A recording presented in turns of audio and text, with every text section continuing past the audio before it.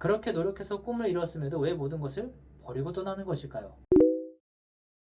안녕하세요, 현타운 직장입니다. 왜 요즘 MZ세대 공무원들이 퇴사율이 높아졌을까요? 안정적인 직장이라고 하면 많이들 공무원을 떠올리실 텐데요. 정년이 보장되어 있고 고용 안정이라는 장점에 공무원 되기를 희망하는 사람은 많은 반면 티오가 많지 않아 어느 순간부터 공무원이 되는 것이 하늘의 별 따기만큼 어려워졌습니다. 그래서 내가 할 수 있는 공부란 공부를 피땀 흘리면서까지 노력한 끝에 그 꿈을 이루게 되는데요. 그 꿈을 그리던 직장은 온데간데 없고 처참한 현실을 마주하게 됩니다. 그래서 요즘 MZ세대 공무원들이 퇴사율이 높아진 것일까요? 그렇게 노력해서 꿈을 이뤘음에도 왜 모든 것을 버리고 떠나는 것일까요? 공무원 연금공단에 따르면 2020년 18세에서 35세 공무원 가운데 5,961명이 퇴직했으며 특히 5년 이하의 재직 중 퇴직한 공무원도 9,968명으로 매년 증가하는 추세라고 합니다. 이러한 결과를 낳게 한 원인은 크게 두 가지로 볼 수 있는데요. 첫 번째, 워라밸이 있었나?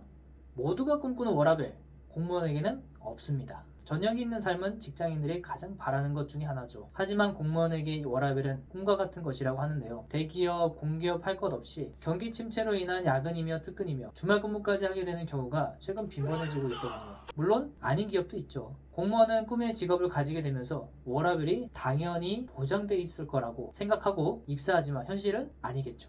맡은 직무는 다르겠지만 민원을 처리하는 부서에서는 민원들과의 마찰을 완만하게 해결해야 하고 그 해결을 하다 보면 밀린 서류 업무에 상사들은 자기 일도 제대로 하지 않고 신입들에게 모두 업무를 맡겨버리긴 합니다. 그렇게 야근은 자연스럽게 당연시되고 주말에도 근무를 하게 된다고 합니다.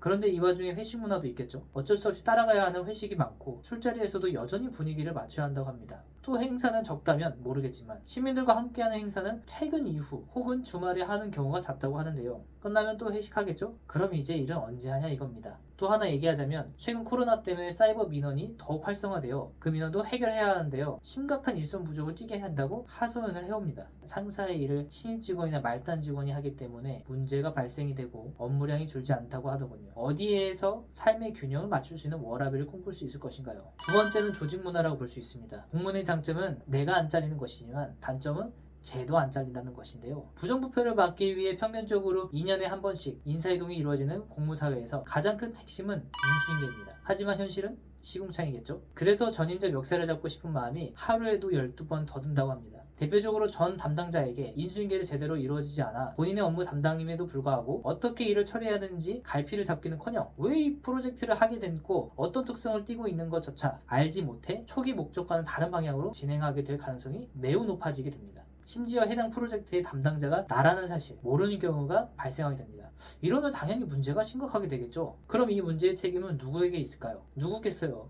담당자인 나겠죠. 이럴 때 이러려고 공무원 됐나? 하는 현타가 오기 시작하고 퇴사에 대한 욕구가 샘솟게 되는 것입니다. 하지만 공무원이 되기 전 뭐 쌓아둔 스펙도 없고 경력도 경험도 없는 상황에 섣불리 그만두기가 어려워 어떻게든 적응하려고 하는데 발목을 잡는 여러 존재가 있더군요. 공시에 어렵게 붙고도 사표 던지는 2030의 이야기. 여러분들 구독과 좋아요, 영상에 만드는데 큰 힘이 됩니다. 감사합니다.